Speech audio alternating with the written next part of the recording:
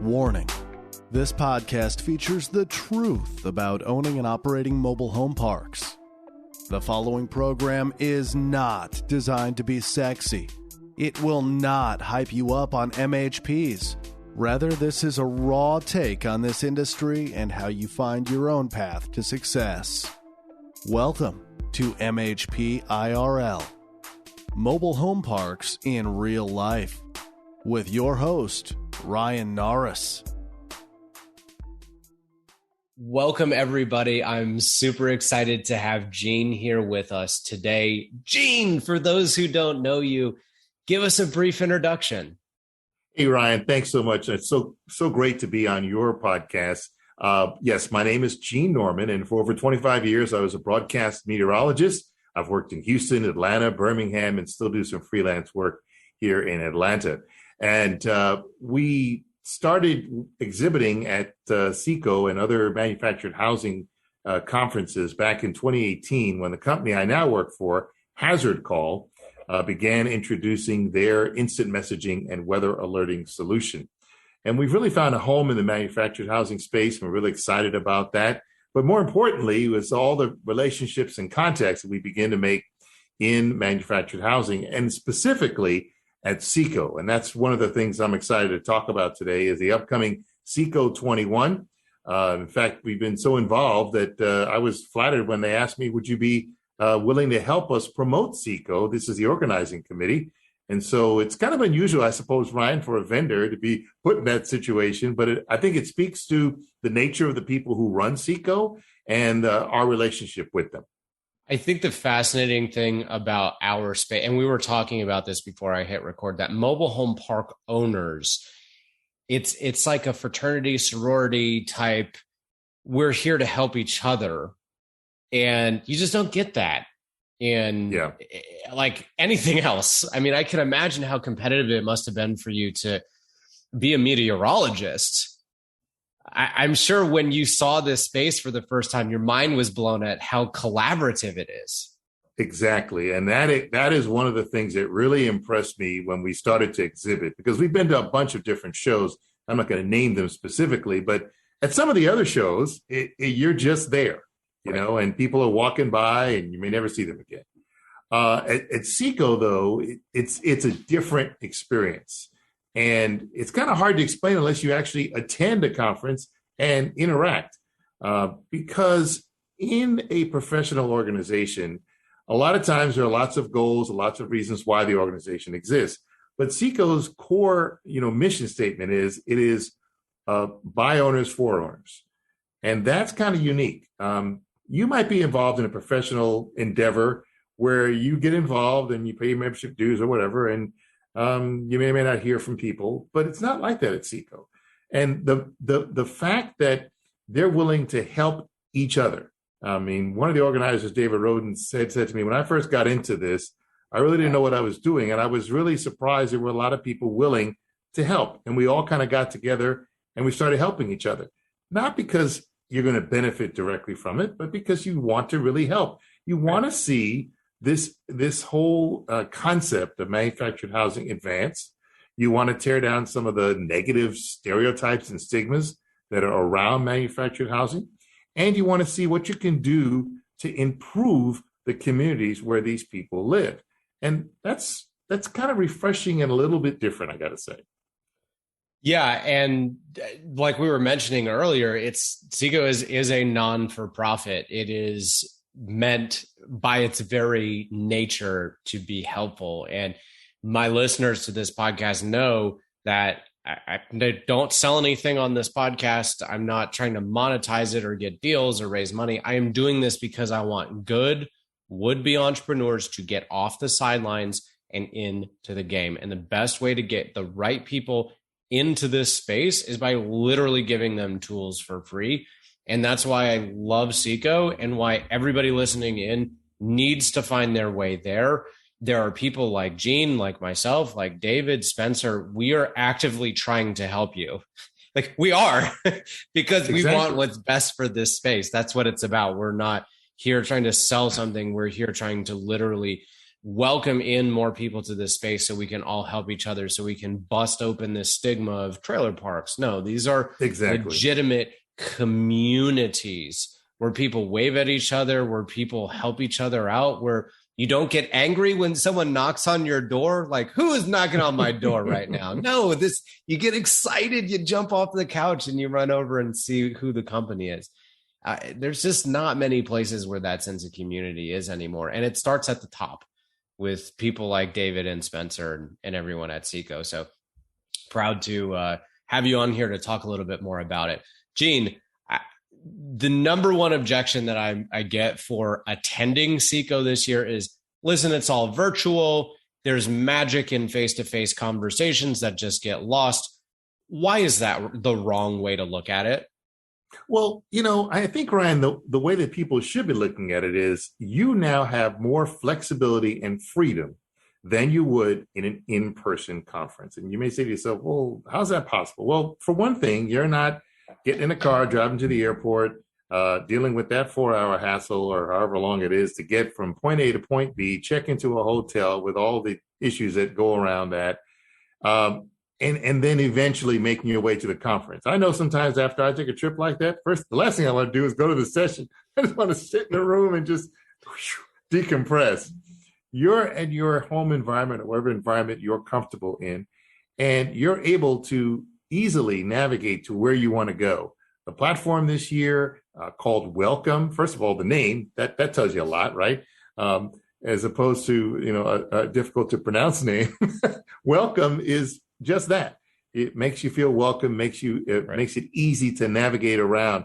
Plus, you're able to do more picking and choosing for where you want to go and how you want to interact with other people who are attending the conference. So there's a lot of convenience with the online platform. And sometimes you may just have to stop and think about it for a minute before you just go, I don't want to do that. Listen, if you want mobile home parks, if you are a competitive person, you want to win, it's not about what you know, it's about who you know. And there is no better way to add rocket fuel to your network than to attend a conference. And the unique advantage about what happened last year and what was going to happen again this year is that, just like you said, it is way more efficient from a time standpoint and from a financial standpoint because the all-in cost is dramatically less. Yep. So I love hearing that. Probably the next big objection I hear is, well, I went to last year's, or I have concerns about the ease of use of this platform. What would you say to anyone who's a little hesitant around, well, is it going to be cumbersome or is it going to be seamless? Right. So there were a lot of challenges last year, mainly because people were not really used to doing that. I would say a couple of things have happened since then. We've spent, 18 months now, a lot of us doing these kinds of computer conference calls. This platform is a lot easier to navigate. It's almost like you're walking through an exhibit hall, walking through to these little conference meeting rooms. So that will make it easier to navigate. I also understand there are easier tools to communicate. And so that should make it an overall more simple process. Last year, you had to watch 4 or 5 videos to understand how to do A, B, C, D. This year, it's a lot easier with a lot more on-screen assistance to just navigate things in a smoother manner. So I wouldn't let the technology, what you think of as a barrier, deter you, because it will be a lot easier to do what you need to do. I couldn't agree more. And also, if you want to win, you're going to find a way. It's like it wouldn't matter if it was online or in person. If you are expecting people to come to you and life to just hand you things, you will be disappointed. Yeah. The thing about I remember the first SECO I ever went to in 2017, I went to every single booth there. And if no one was at the booth, I came back. I made it a point to go to every single booth. I had a mountain of business cards. And I said, I'm going to build my network myself. No one came up to me. At least not to the degree that I went up to approach people. That is the mindset you have to have.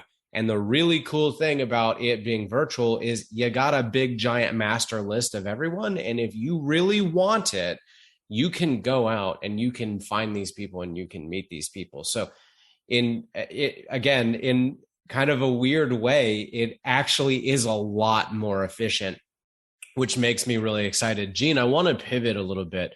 So the numbers coming out of SECO as of late August are that we're actually trending on having more people than last year. And last year we had over 600 attend? Over 600, yeah. And see, that's the other thing, Ryan, that people may not be appreciating. When you're in person here in the Atlanta area, which is where it was for several years prior to last year, you might be able to interact with people who are in your region. In fact, the logo changed. I don't know if you realize this. It used to just show Southeast United States, basically whatever the same states are that comprise the SEC conference, right? The SEC football conference. So because of its virtual nature, now you have the entire country. And now the logo encircles the whole U.S. And we were able to, interact with people in other parts of the country who'd never heard of our service. And they were like, oh, well, I didn't know about that. And in the same way, you can leverage the resources of people who may not live where you live. And that's a great thing. It's almost like the internet, right? I mean, we're all learning about things from different people halfway across the world in some cases that we might not have known otherwise, simply because we have that online access. You said something earlier I want to come back to, which is that I've been to tons of conferences. And to me, what makes SECO so special is that there's not a lot of these like private equity knuckleheads who their head is as big as a football field with the egos. And I think what's really special about SECO is it just has a way of attracting people like you and I, Gene, who genuinely speaking love helping people. We do it just because.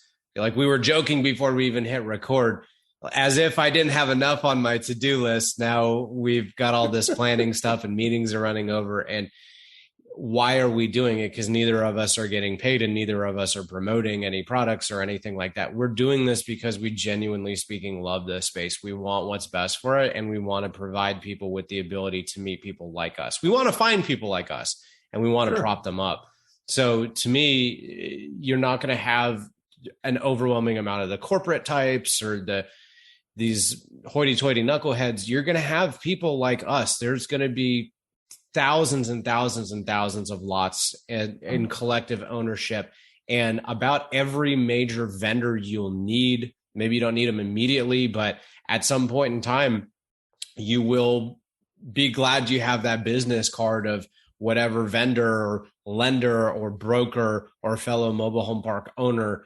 And again, it's a much warmer reception at SECO than it's been, in my opinion, in some of the other conferences. So the magic is not gone.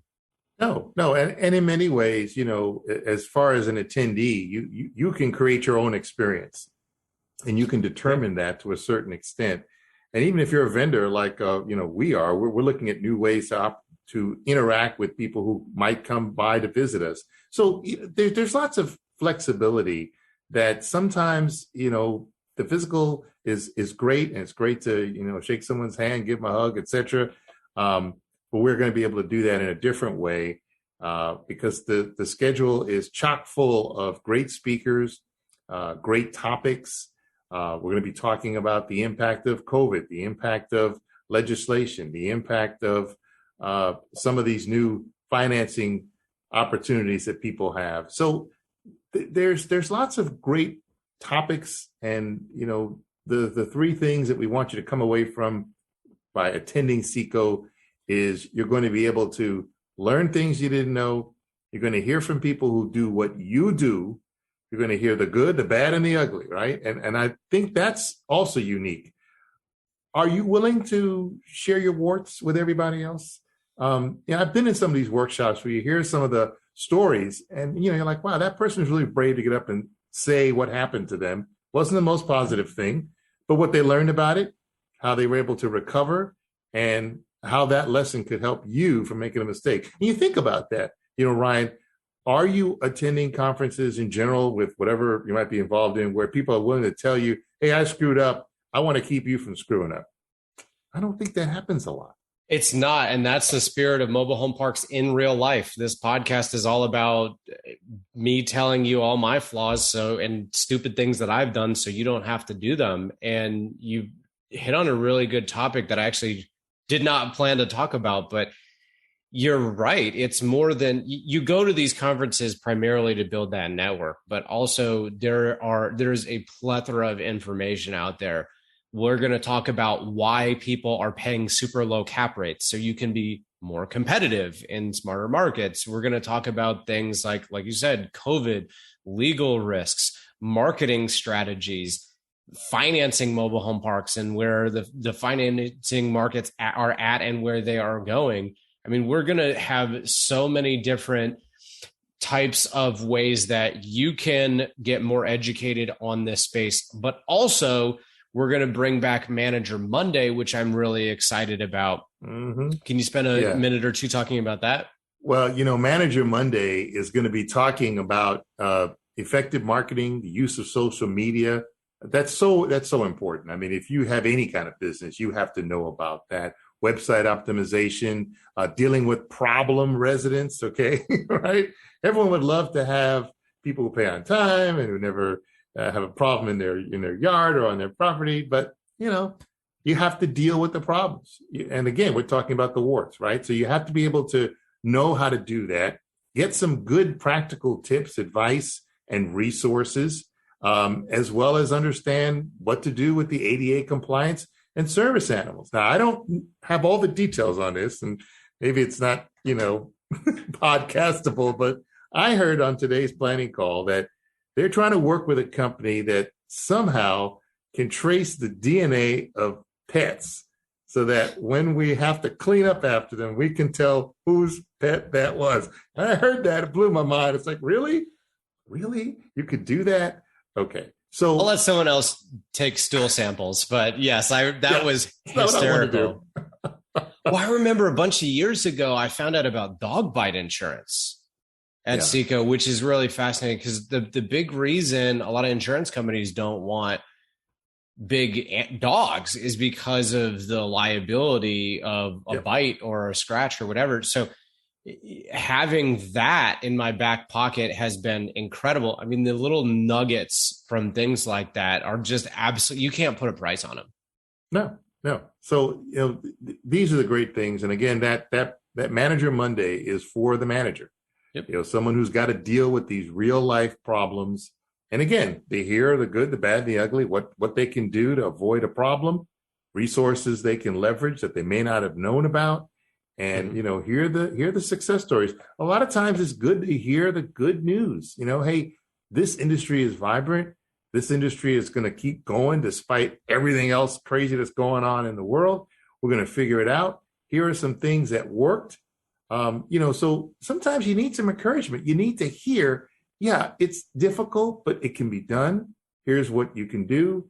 And here's how I did it. So I'm really excited about that. It's pretty darn exciting. Yeah.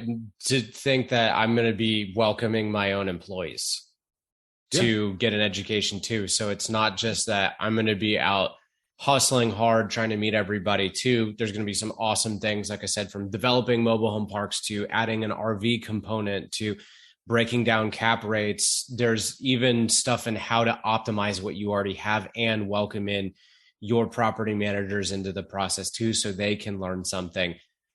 The magic of SECO is that the people at the top, David, Spencer, they've welcomed people like you and I, Gene, who've expressed a very strong interest in helping others and making what's best for this space. And it trickles down from there all the way through even the vendors, obviously the attendees too. So doesn't matter that it's online or in person. The magic is there. It's always been there. And I am going to fight to keep it there as long as we have people who really, truly care about this space. Exactly. And again, there are going to be sessions that are focused on the technology, on the finances, on some of the legal issues. So, being aware of all these things, understanding from people who, again, do this for a living. It's not some theory. It's not some guy who wrote a paper and has never, run up a park. These are people who know what they're talking about. And that's who you want to hear from. You want to hear from somebody who's got the goods, as they say. Or I don't know, do they still say that?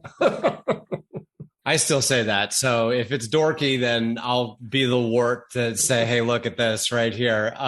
Funny that you bring that up. Oh, and don't forget too, because this is online, everything is recorded. So if you miss a session, you can watch it afterwards. And I was just about to mention that. Yeah, because when you look at the program, you're going to see 3 things going on at once. Yeah. You go, but I want to do that and that.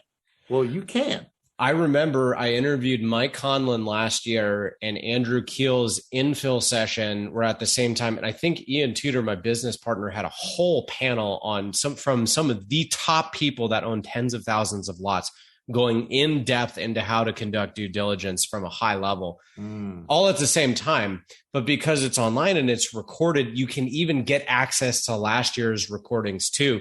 So yeah, all for basically the same price as a normal admission ticket would be. Sans hotel, sans traveling at your leisure from home, way more efficient. Listeners, if you want to win, this is how you do it. You go out, you find a way, you don't use an excuse, you find a way to win. People like Gene and I and Spencer and everybody on the planning committee, we want to see you win. Join us. Right. And we want to see you there. We're going to have a virtual happy hour. There's going to be all kinds of other things. Some of the large vendors are going to be having fireside chats. So there's going to be great opportunities for you to get the information you need. And again, as Ryan just said, even if you're not able to attend every little thing, you can listen to it afterwards. So that's also a great part of the freedom and flexibility that I mentioned at the beginning. Gene, thank you so much for coming on my podcast to talk about this. While you're here, we literally have a meteorologist with us. What tidbits do you have about our space, having just seen the crazy weather patterns that we experience? Well, as a meteorologist, I always say, just when you think you've seen it all, think again. So we never thought we'd see X, like the hurricane season we had last year, and perhaps the one that we're about to see unfolding this year. We're about to hit the peak of the season. We just had a big storm hit the Northeast. And again, the big problem there was flooding. A lot of people underestimate the threat that flooding brings. And in our warmer atmosphere, we're seeing more heavy rainfall events. So it's not just, it's raining. It's pouring. It's flooding. Oh, my goodness. And so, unfortunately, this space has a stigma, which is unfounded, of course. You and I know this. They don't attract storms. They don't attract tornadoes. In fact, a well-anchored home can withstand a storm just as good as a site-built home. And unfortunately, as having been involved in television news, I can tell you that, if there's bad weather, let's say, hey, go to the trailer park and look for the tipped-over trailer. Oh, no. All right? But they don't. Right next to it could be a site-built home with damage to the roof. Right. They don't want to take a picture of that because it's not as sexy as the rolled over trailer. Right. Well, was a rollover trailer secured? Okay. And a lot of times the answer is no. So of course it's going to get blown over. And that's just the nature of things, right? I mean, you put a 70-mile-an-hour wind against a building that's not anchored to the ground, it's going to tip over. Okay. That brings up a really relevant follow-up question, which is what types of things can fellow mobile home park owners do to hopefully, when an inevitable bad storm comes through, what types of things should we be thinking about? Obviously, making sure mobile homes are tied down properly. Yeah. But also making sure that residents have a way to know when the weather's coming. So many times as a meteorologist, it's so frustrating for me to hear after a storm, we had no idea it was coming. And I just kind of scratch my head. Are you kidding me? In 2020 and 2021 and whatever year it is, with all of the access that we have with these devices and everything else that's going on, you have to kind of live in a turtle shell to not know that things are happening. The challenge, Ryan, is that people don't perceive the weather threat to them because they hear about something and they say, well, that's not going to happen to me. The first thing that happens is, everyone goes into a state of denial, right? They say it's not going to happen to me. But a good park owner should have a plan. Okay. And the plan is it's like a three-legged stool. What am I going to do before? What am I going to do during? What am I going to do after? Before this storm hits, do I have a place where people can go? Do I have a way for them to know that this could be bad? During the storm, what am I going to do? How can I prepare? How can I prevent as much damage as possible? Okay. Can I remind people as we encourage folks along the coast, tie down things that might get blown around by hurricane force winds, and a lot of times people just overlook these basic things, right? And then afterwards, what are my recovery steps? How am I going to let people know it's safe to come back, or the power will be restored by a certain amount of time, so on and so forth. So we help communities all across the country, get that information and figure out a way to communicate with their residents. But whether you use our service or not, as a meteorologist, I am concerned about public safety. I've been doing this for over 25 years on television and now in this private sector role. But I want to make sure that people know. I don't ever want to hear. If I could live my life and at the end of it say, Gene, they've eradicated people coming on TV saying, we didn't know it was coming, then I would feel like this was all for a good purpose. Okay. But we got a long way to go. People live in a state of denial. They don't understand the information that they receive. That's a big problem. People get confused. We use the same word. Well, we use the same two letters to begin words about weather threats that have two very different meanings: watch and warning. We call it the wah-wah problem, because a watch and a warning mean two different things. I don't know how many times people have said it the wrong way, meaning one or the other, and then taking the wrong action. So that's a problem. And then people need to understand, okay, if I live in a vulnerable area, where am I going to go? When I covered hurricanes, I lived in Houston, we would tell people, get away from the coast, go evacuate. Well, if we know that there's going to be a widespread outbreak of tornadoes, where are they going to go? So do you have a thought? We have some very proactive community managers, owners who have provided shelters. I've seen them. When I went to Oklahoma in 2-degree weather in January of 2018 to see my first mobile home experience for the first time, the owner was proud to show me, here's our shelter. When we know that there's bad weather, we open it up and we tell people, here's where you're going to go. Everyone doesn't do that. Everyone doesn't have the ability to pay for that and create that experience. But what can you create? What can you do? Work with your local authorities. Try to figure out what kind of partnerships you can work out with churches or other structures that are sturdy. And you can tell people this is where you should go. So those are the things that, really speak to this constituency, your listeners and people involved in manufactured housing. Is I know you don't want to think about it. I know you want to pretend like it's not going to happen. A storm is going to come. And unfortunately, storms that, leave a lasting impact, that's what people remember for years afterwards. So do whatever you can to prepare and protect as many people as possible. I love hearing all of that. So I'm from Charlotte, North Carolina, and Hurricane Hugo had a very lasting effect on us, so much so that the Charlotte Hornets mascot is literally named Hugo. And we had things like the Hugo's Diner. And I was in Tallahassee at our property in 2018 when that massive storm basically wiped out Mexico Beach and Panama City. Hurricane Michael. Mm-hmm. Hurricane Michael, it devastated. And thankfully we lost one home. Mm-hmm. One home got pretty severely damaged, but we worked out a deal with the guy. So he didn't, it wasn't the end of the world, thankfully. So we got incredibly lucky. But I remember we had to rush around thankfully we had a tree cutter ready to go before the storm even hit. And we must have saved, I would guess, at least 5 more homes because trees were hanging on with not a lot of left to the imagination, keeping it sturdy. And a lot of angry phone calls, by the way, because it just took forever to get all these trees down. And I remember, Gene, I left probably 4 days before the hurricane hit. And on the day that we left, we went around, this was 199 units, and we knocked on every single door. We tagged, divide and conquer, if you will. Mm-hmm. And we knocked on every single door. We counted about 60 families who hadn't left 4 days before. Yeah. And we asked in so many words, what are you doing here? And it was jaw dropping hearing all sorts of things from like, look, I live paycheck to paycheck. I have no choice. I can't just go get a hotel somewhere. I don't have family I can go and stay with.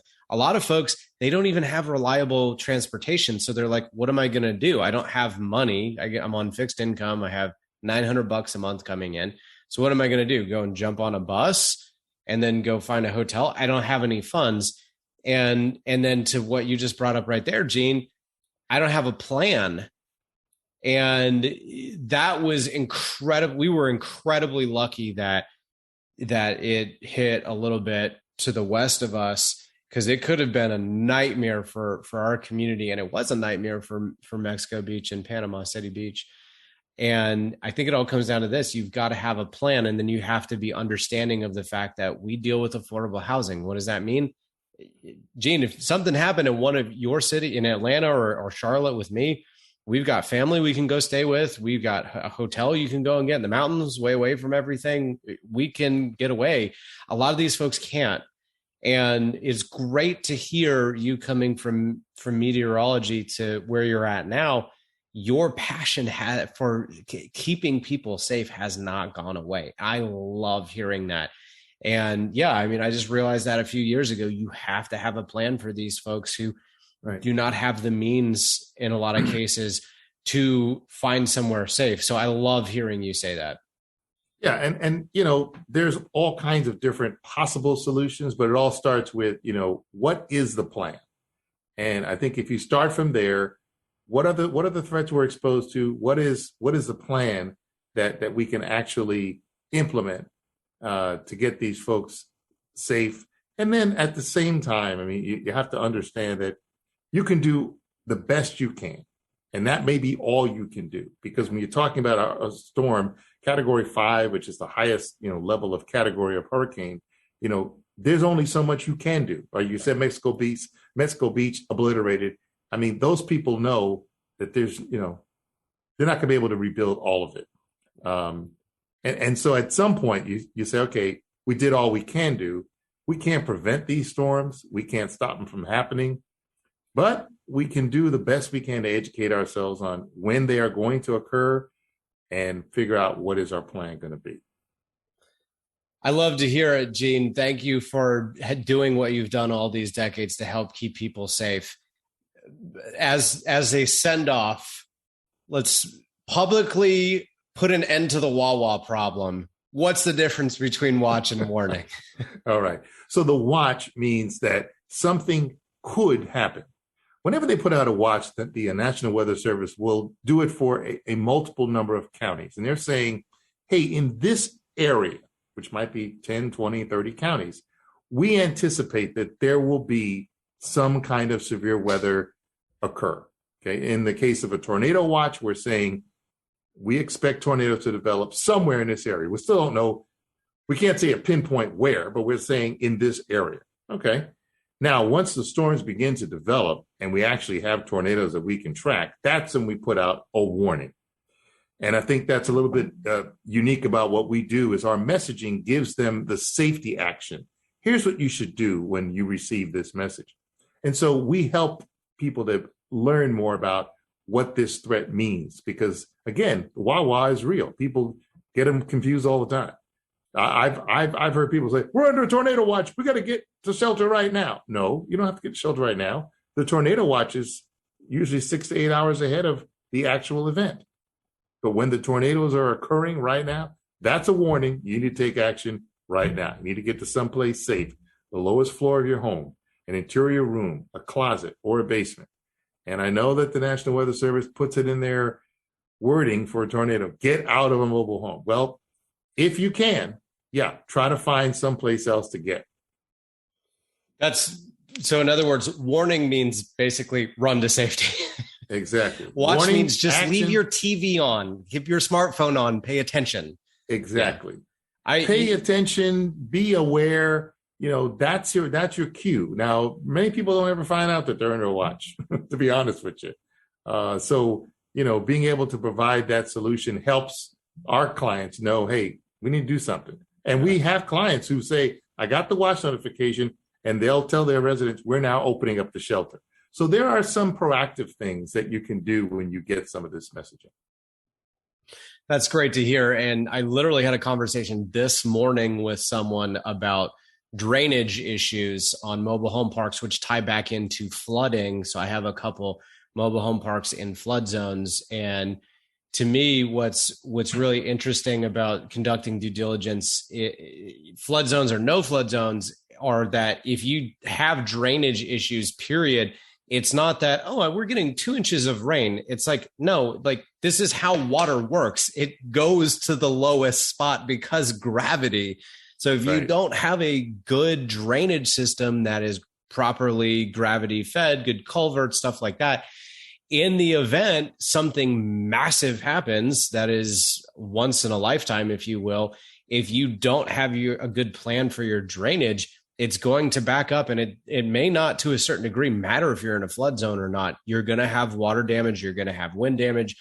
A lot of water means things like trees are going to fall down, because a tree that looks fine, that maybe doesn't have a strong grasp on the soil around it, you put enough water in it, and all of a sudden that soil becomes really loose. So even if you're not under a watch or a warning or in a flood zone, a lot of precipitation with poor drainage and irrigation can result in some really, really bad things. So we don't ever exactly talk because about, weather doesn't happen because weather doesn't happen in a vacuum, Ryan. I mean, that's the thing.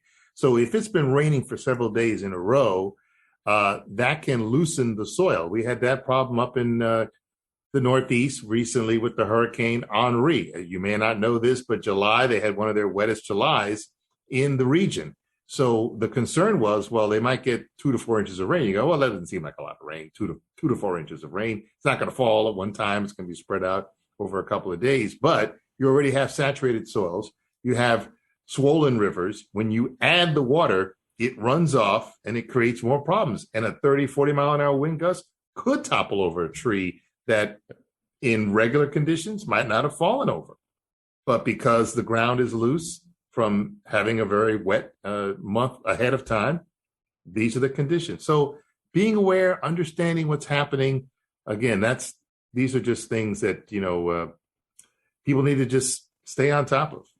Have a plan. Gene, thank you so much for joining. We're pumped for SECO, and thank you so much for giving us some of that wealth of knowledge that you've developed over the last several decades. It's really awesome what you do to help community owners and the residents too.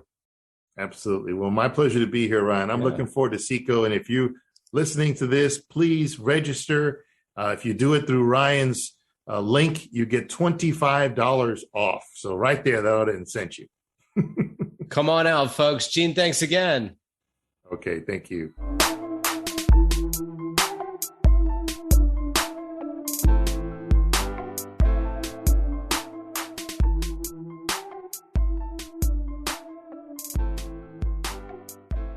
Entrepreneurs make mistakes, but with the overwhelming amount of free information out there, you don't have to be doomed to making those same mistakes. You just have to find a consolidated version of the most important information. What if I told you I'll gift you all of my DD mistakes I've made over the years for free? Just leave me a 5-star review, screenshot the review after it goes live, and email it to me at my website, archimedesgrp.com. Afterwards, join our Facebook group, Mobile Home Park Mastermind. You'll find hundreds of other mobile home park owners sharing ideas, contractors, and deals. It's free to join, and we would absolutely love having you join us.